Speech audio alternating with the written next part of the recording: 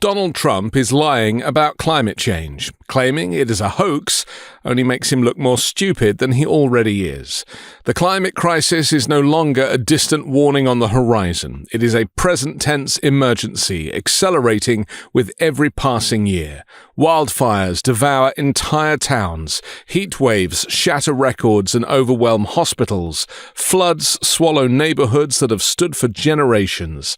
Scientists warn that the planet is edging closer to irreversible tipping points, thresholds beyond which warming accelerates beyond human control. In this moment of mounting peril, the decision to dismantle climate protections is not merely a theatrical act, it is a choice that puts millions in danger. Under the process just completed by the EPA, we are officially terminating the so-called endangerment finding, a disastrous Obama-era policy that severely damaged the American auto industry and massively drove up prices for American consumers. Prices went up incredibly for a worse product. And yet this radical rule became the legal foundation for the Green New Scam, one of the greatest scams in history, probably as great, maybe even greater than Russia hoax, etc. The Trump regime's efforts to rescind the Environmental Protection Agency's 2009 endangerment finding strikes at the heart of U.S. climate governance.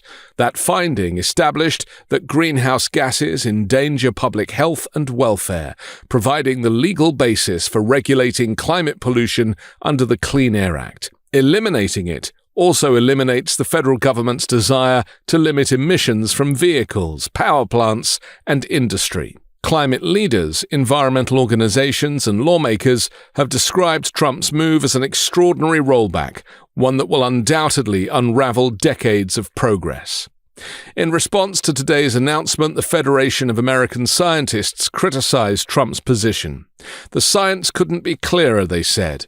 Unchecked emissions of greenhouse gases are increasing the frequency and toll of disasters like flash flooding in Texas, catastrophic wildfires in Los Angeles, and stifling heat domes that repeatedly blanket huge swathes of the country. That's why, effective immediately, we are repealing the ridiculous endangerment finding and terminating all additional green emission standards imposed unnecessarily on vehicle models and engines between 2012 and 2027 and beyond. We cancel the EPA's totally absurd tailpipe emission standards, which was a disaster for automobile manufacturing, and revoked Biden's emissions waiver that would have allowed California to regulate automobiles for the entire nation, and they're crazy out in California. Revoking the endangerment finding would shove science aside in favor of special interests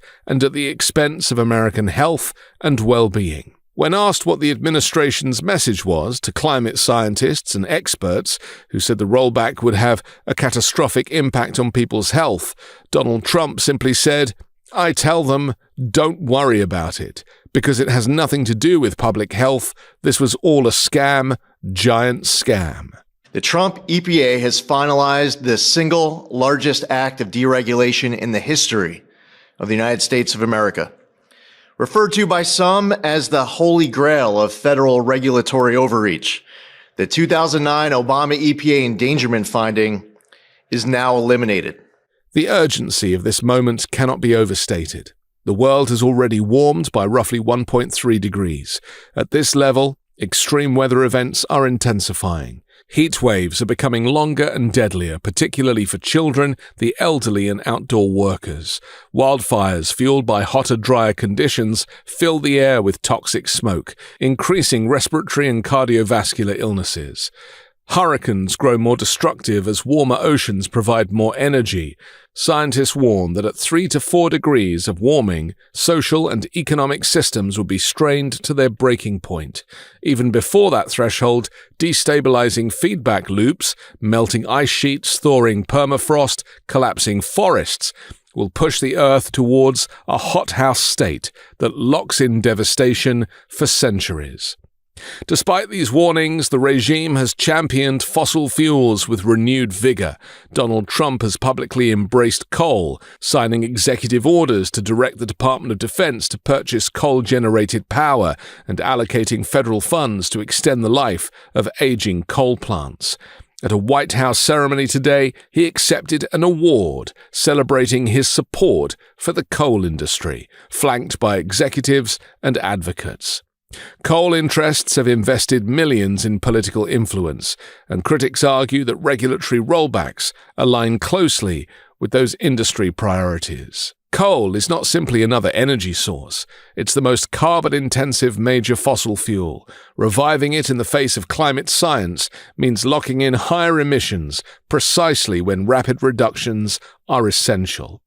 While the regime has framed deregulation as a way to lower energy costs and strengthen the economy, independent experts warn that climate damages, from disaster recovery to healthcare costs, could reach into the trillions of dollars. Those costs are not borne by industry executives, but by taxpayers, homeowners, and communities struggling to rebuild after climate-fueled catastrophes, and insurance companies have less interest than ever. Thank you, Mr. President. Literally no other president would have done this to get at the foundations of the Green New Deal, so tremendously excited that we are where we are today. Great work by Lee. I'm a little worried that this next year will be, EPA alone will be dereg east by the number of things that are going to come out of EPA. So great work to the team. $1.3 trillion in savings. Massive historical opportunity. The human toll of inaction is stark. Extreme heat is already the leading weather-related killer in the United States. As temperatures climb, outdoor labor becomes more dangerous, agricultural productivity declines, and power grids strain under surging demand for air conditioning.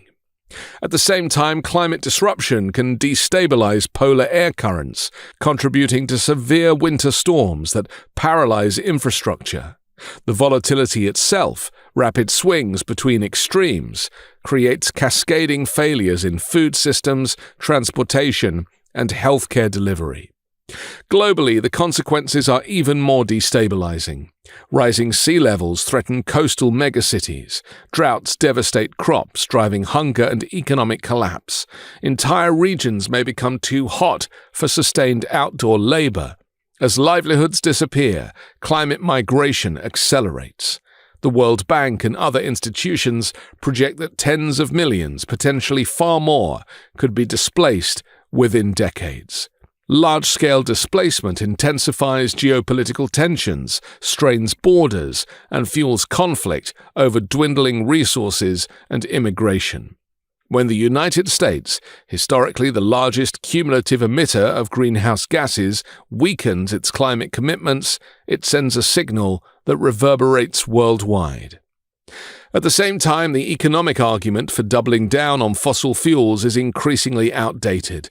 The clean energy transition, often described as a green revolution, is one of the fastest-growing sectors of the global economy.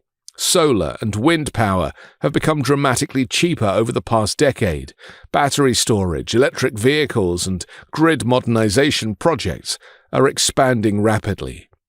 Investments in renewable energy and energy efficiency create jobs in manufacturing, construction, installation, and maintenance, jobs that cannot be outsourced and that revitalize local economies, but more importantly, can't be done by AI. Studies consistently show that clean energy industries employ more workers per unit of electricity generated than fossil fuels. Wind turbine technicians and solar installers are among the fastest-growing occupations in the United States. Large-scale renewable projects bring new tax bases to rural communities. Modernizing buildings and infrastructure creates skilled labor opportunities across states. Rather than clinging to declining industries, the green transition offers pathways for economic diversification and resilience. Donald Trump's decision to slow or shut down green projects, to delay permits for renewable installations and redirect federal resources toward fossil fuel subsidies risks wasting millions of dollars already invested in clean infrastructure. halting projects midstream not only undermines investor confidence, but also forfeits economic momentum. When federal policy oscillates dramatically, private sector planning becomes more uncertain, and capital flows elsewhere, often to countries that are accelerating their green energy transitions.